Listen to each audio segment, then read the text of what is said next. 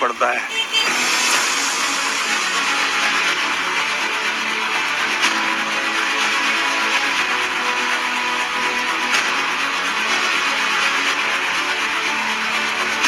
और ये मैं तो भाई आपको सल्यूट है सर, आप वाकई हमारे से हमारी किसी भी तरह से कोई आगे भी मदद की बात हो तो आप हमें ज़रूर आप कर सकते हैं, कांटेक्ट कर सकते हैं। मैंने ऐसा पुरुषार्थी आदमी और ऐसा खुददार आदमी जो इतनी बीमारी के बाद में अपने बीमारी को एक साइड में रख करके भरण पोषण के लिए अपनी ईमानदारी से जीवन यापन करने जा रहा है, ऐसे आदमी के दर्शन मुझे पहली बार हुए और मैं खुद कृतार्थ हूँ ऐसे आदमी के दर्शन करके। ये कि मुझे भी लाइफ में अगर मतलब ऐसे कभी संकट आए तो मुझे इसी तरह से जीना चाहिए।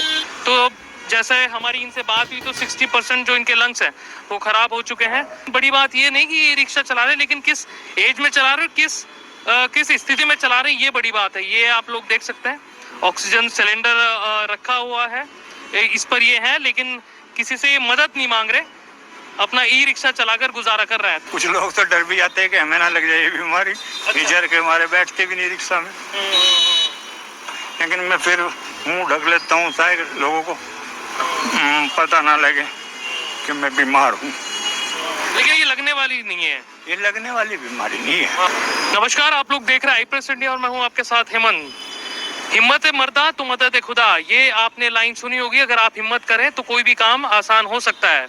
हमारे साथ एक 62 उम्र के बाऊजी हैं जो मेहनत करके ई रिक्शा चला रहे हैं। लेकिन बड़ी बात ये नहीं कि ई रिक्शा चला रहे, लेकिन किस एज में चला रहे, किस स्थिति में चला रहे, ये बड़ी बात है। ये आप लोग देख सकते हैं, ऑक्सीजन सिलेंडर रखा हुआ है, इस पर ये है, लेकिन किसी से मदद नहीं मांग रहे, अपना ई रिक्शा चलाकर गुजारा कर रहे हैं। तो इनकी खबरें आप लोगों ने बहुत जगह। यूपी पर 25 हो गया, सिर्फ 1 रुपए से लूडो शुरू है तो सबको डेब्यू कर लेना चाहिए ना। वैसे कुछ 10 करोड़ रियल प्लेयर्स ऑलरेडी है यहाँ, और यहाँ पढ़ी होंगी बहुत जगह देख ली होंगी। ये आपको सोसाइटी में प्रेरणा भी देते हैं कि भाई अगर आप कोई काम करने की सोचे तो कर सकते हैं। तो जैसे हमारी इनसे बात हुई तो 60% जो इनके लंग्स हैं वो खराब हो चुके हैं, तो लेकिन उसके बाद भी ये ई रिक्शा चला रहे हैं और अपना गुजारा कर रहे हैं।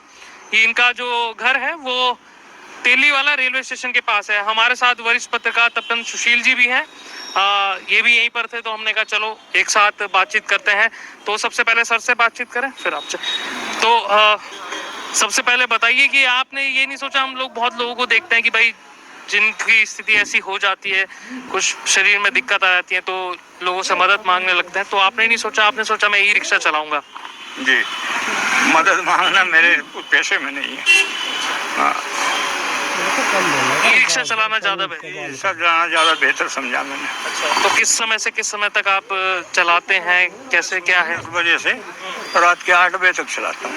सुबह 10 बजे से रात के 8 बजे तक? जी। तो ये ऑक्सीजन सिलेंडर पूरे दिन भर चलता है आपका? हाँ, ये 2 बार दिन में भरवाना पड़ता है। 2 बार? हाँ, एक बार सुबह को, एक बार शाम को। एक बार सुबह, एक बार शाम? हाँ, 2 बार है। अच्छा, हम लोग देख रहे थे आपकी खबरें, और भी लोग चला रहे हैं, आपके लिए उसमें लिखा भी कि वे मदद करें, लेकिन आप कंटिन्यू चला रहे हैं। तो लोग आपके साथ जो बैठते हैं पीछे, वो आपसे बात नहीं करते कि आप इस स्थिति में और ई रिक्शा करते भी हैं बात। क्या कहते हैं? कुछ लोग तो डर भी जाते हैं कि हमें ना लग जाए ये बीमारी। डर के हमारे बैठते भी नहीं रिक्शा में, लेकिन मैं फिर मुंह ढक लेता हूँ ताकि लोगों को पता ना लगे कि मैं बीमार हूँ। लेकिन ये लगने वाली नहीं है, ये लगने वाली बीमारी नहीं है। हाँ, लगने वाली नहीं। हाँ, लेकिन कुछ लोगों के मन में है कि कोरोना फैला हुआ है, उनकी वजह से शायद कुछ लोग सोचते हो कि लग जाए हमें। तो आपसे और भी लोगों की बात हुई होगी, तो क्या कहते हैं कि भाई थोड़ा आराम आप कर लीजिए? आराम करने के लिए बोलते हैं, डॉक्टरों ने भी आराम करने के लिए कहा है, लेकिन कहीं ना कहीं जो है भरण पोषण अपना करने के लिए करना ही पड़ता है। अच्छा, मुस्कुराहट भी है लेकिन आपके चेहरे पे, ये बड़ी बात है। अच्छा, फैमिली में कौन कौन है, आप थोड़ा बताएं। मेरी फैमिली में मेरे 5 बच्चे हैं, 3 लड़के हैं, 2 लड़कियां हैं, जिनकी मेरे द्वारा शादी कर दी गई है। सबकी सब अपने अपनी फैमिली में सेट। अब मैं और मेरी बीवी रहते हैं। वो लोग सब रहते हैं। हाँ, लड़के भी साथ ही इतना मजबूत काम नहीं है उनका जो मेरी हेल्प कर सके वो। हाँ, वो भी मजदूरी करते हैं, 500 रुपए के दिन में कमा लिया। उनके भी आगे बच्चे हैं, वो अपना करेंगे और जितना होता है मेरे लिए भी करते ही। हिम्मत कैसे मिलती है आपको कि भाई हमारा थोड़ा सा बुखार भी हो जाए लोगों को तो हम तो लेट जाते हैं, तो हिम्मत कैसे मिलती है आपको? हिम्मत तो ये पेट दिला देता है। हाँ, भूख लगती तो खाना तो चाहिए। हाँ, खाना तो चाहिए। ठीक। वरिष्ठ पत्रकार तपन सुशील जी हैं। सर क्या कहेंगे? चलते चलते हम चल रहे थे तो मिल गए बाबूजी, आप क्या सोचते हैं? मेरे पूरे इंटायर अभी तक के कैरियर में जो 20-25 साल से ज़्यादा हो चुका है, मैंने ऐसा पुरुषार्थी आदमी और ऐसा खुददार आदमी जो इतनी बीमारी के बाद में अपने बीमारी को एक साइड में रख करके भरण पोषण के लिए अपनी ईमानदारी से जीवन यापन करने जा रहा है, ऐसे आदमी के दर्शन मुझे पहली बार हुए और मैं खुद कृतार्थ हूँ ऐसे आदमी के दर्शन करके।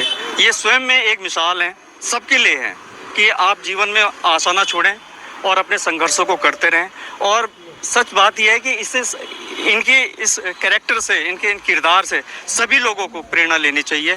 और मैं सभी लोगों से अपील करूंगा कि आप इनके दिए गए इस नंबर पे ज़्यादा इनके लिए खुल करके इनके आर्थिक सहायता करें। मैं नंबर अभी आपको शेयर कर दूंगा, लिंक में भी डाल दूंगा और शेयर कर दूंगा नंबर। हम ऑफिस में बैठे रहते थे, आप जिक्र कर रहे थे 1-2 दिन पहले भी कि इनसे मिलना बहुत जरूरी, तो जैसे ही आप मिले तो आपने फोटो भी खिंचाई, बात भी करी। मेरे एक मित्र हैं परवेज, पत्रकार साथी है, तो सबसे पहले उन्होंने खबर इनकी करी थी। तो उसके बाद में फिर मैं लगातार उनके संपर्क में रहा, क्योंकि इनके जो उसमें था मोबाइल में और टेलीफोन नंबर में थोड़ी दिक्कत थी। तो अभी उन्होंने बताया कि अभी आए हुए हैं यहाँ पर जो मोहसिन साहब, तो मैंने कहा बात कर लेते हैं, इत्तेफाक से आप आ गए तो ये बहुत अच्छा संयोग हो गया। और ये मैं तो भाई आपको सल्यूट है सर, आप वाकई हमारे से हमारी किसी भी तरह से कोई आगे भी मदद की बात हो तो आप हमें जरूर कर सकते हैं, कांटेक्ट कर सकते हैं। और मैं तो ये कहूँगा राज्य सरकार को भी इन ऐसे आदमियों के लिए आगे आना चाहिए, उनकी सहायता करने के लिए आना चाहिए। जो सरकार को, यहाँ के लोकल एडमिनिस्ट्रेशन, SDM, DM सबको किसी ना किसी को इस आपके जो है माध्यम से संज्ञान लेना चाहिए और इनकी मदद के लिए आगे आना चाहिए।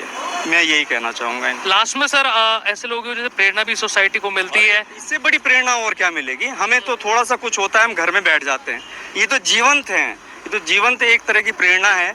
और हमारे दौर में है कमाल की बात, नहीं तो अक्सर प्रेरणा हम तो इतिहास से लेते हैं, यहाँ तो इतिहास ही नहीं, यहाँ तो वर्तमान से लीजिए आप। और बहुत ही मतलब मैं रोमांचित भी हूँ और मुझे ये लग रहा है कि मतलब एक तरह का एक अलग सी फीलिंग आ रही है कि मुझे भी लाइफ में अगर मतलब ऐसे कभी संकट आए तो मुझे इसी तरह से जीना चाहिए। तो बहुत बड़ा आपके लिए बिग सैल्यूट पूरे पत्रकार समाज की तरफ, और ये पत्रकार समाज भी करता रहेगा ऐसे काम के लिए, लेकिन आपके लिए बहुत बहुत शुक्रिया। और नंबर, जिस नंबर की बात कर रहे थे आप नंबर नोट कर सकते हैं, अगर आप कुछ हेल्प करना चाहते हैं तो हेल्प कर सकते हैं।